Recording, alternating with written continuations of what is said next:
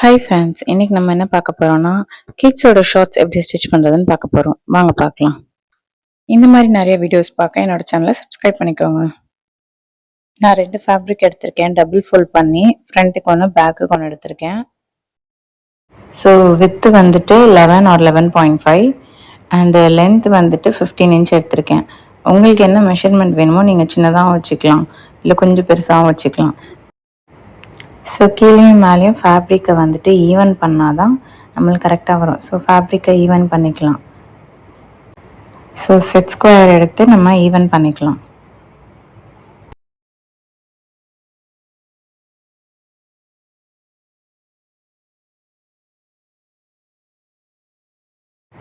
So இப்போ வந்து எலாஸ்டிக்கோட length mark பண்ண போகிறோம். 1.5 inch. 1 inch வந்துட்டு எலாஸ்டிக்கோட வித்து அண்ட் 1/2 inch வந்துட்டு ஸ்டிச்சிங்காக.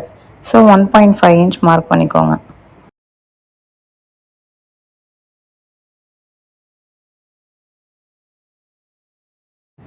ஸோ நம்ம இப்போ ஹிப் மார்க் பண்ண போகிறோம்.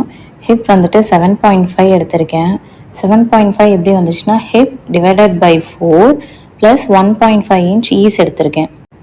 ஸோ க்ராச்சுக்கும் அதே தான், ஹிப் டிவைடட் பை 4 ப்ளஸ் இங்கே வந்துட்டு 2 inch ஈஸ் எடுக்க போகிறேன் க்ராச்சுக்கு. ஸோ தட் அப்போது கிட்ஸ் வந்து உட்காரும் போது எந்திரிக்கும் போது ஈஸியாக இருக்கும், டைட்டாக இல்லாமல்.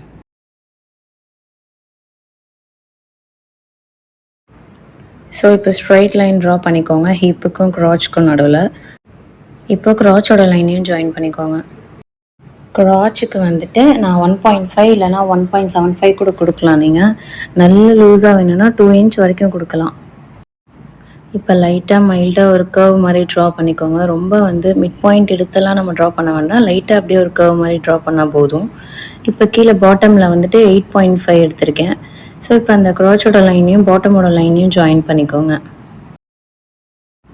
ஒரு ஸ்ட்ரைட் லைன் ட்ரா பண்ணிக்கோங்க. அண்ட் இப்போ பாட்டமில் மடித்து தைக்கிறதுக்கு உங்களுக்கு எவ்வளோ வேணுமோ 1 inch 0.75 inch எவ்வளோ வேணுமோ நீங்கள் கீழே விட்டுருப்பீங்க இல்லையா, ஸோ அதை கோடு போட்டுட்டு இப்போ நம்ம கட் பண்ணி எடுத்துக்கலாம்.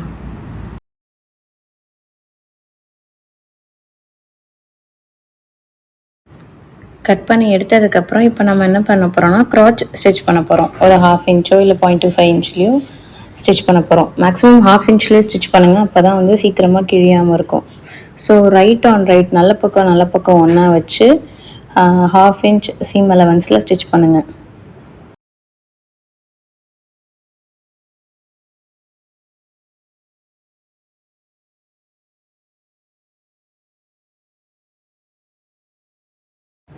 இப்போ க்ராச் ஸ்டிச் பண்ணி முடிச்சதுக்கப்புறம் கீழே பாட்டமில் வந்துட்டு டபுள் ஃபோல்ட் பண்ணி ஸ்டிச் பண்ண போகிறோம்.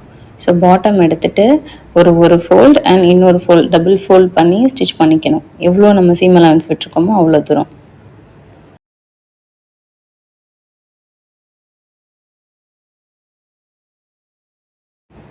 ஸோ ஸ்டிச் பண்ணதுக்கப்புறம் என்ன பண்ண போகிறோன்னா அப்படியே எடுத்துகிட்டு சென்டராக நம்ம ஓப்பன் பண்ணோன்னா 2 லெக்ஸ் தனித்தனியாக வந்துடும். இப்போ என்ன பண்ண போகிறோன்னா க்ராச் ஸ்டிச் பண்ண போகிறோம். ஸோ அதே மாதிரி 1/2 inch சீம் அலவன்ஸில் ஆஃப்லேயே தைங்க, 1/4 inchலாம் தைச்சிடாதீங்க, சீக்கிரமாக கிழிஞ்சிடும். ஸோ 1/2 inchலேயே ஸ்டிச் பண்ணுங்கள். ஒரு 3 to 4 times ஸ்டிச் பண்ணிக்கோங்க. அதுலேயே நம்ம எலாஸ்டிக் ஸ்டிச் பண்ணுறதுக்கு 1.5 தான் கொடுத்துருக்கோம். ஸோ ஸ்டிச்சிங் அலவன்ஸ் நம்மளுக்கு 0.25. ஸோ ஃபஸ்ட்டு 0.25 ஃபோல்ட் பண்ணிவிட்டு அப்புறம் ஒரு 1 inch ஃபோல்ட் பண்ணிங்கன்னா நம்மளுக்கு எலாஸ்டிக் உள்ளே போக கரெக்டாக இருக்கும், டைட்டாக இருக்காது. ஸோ நீங்கள் 1/4 inch அப்புறம் ஒரு 1 inch ஃபோல்ட் பண்ணிங்கன்னா கரெக்டாக இருக்கும். இதுவே வந்து 2 inch விட்டுருக்கீங்க, 1/2 inch ஸ்டிச்சிங்காக விட்டுருக்கீங்கன்னா நீங்கள் 1/2 inch ஃபோல்ட் பண்ணிக்கலாம். ஃபஸ்ட் ஒரு 1/2 inch அப்புறம் ஒரு 1 inch ஃபோல்ட் பண்ணிக்கலாம். ஸோ நீங்கள் எலாஸ்டிக்குள்ளே போகிறதுக்காக ஒரு 1.5 inch மட்டும் ஸ்பேஸ் விட்டுட்டு மற்றதெல்லாம் ஸ்டிச் பண்ணணும். அது எலாஸ்டிக் இன்செர்ட் பண்ணதுக்கப்புறம் தான் அந்த 1.5 ஸ்டிச் பண்ணி முடிக்கணும்.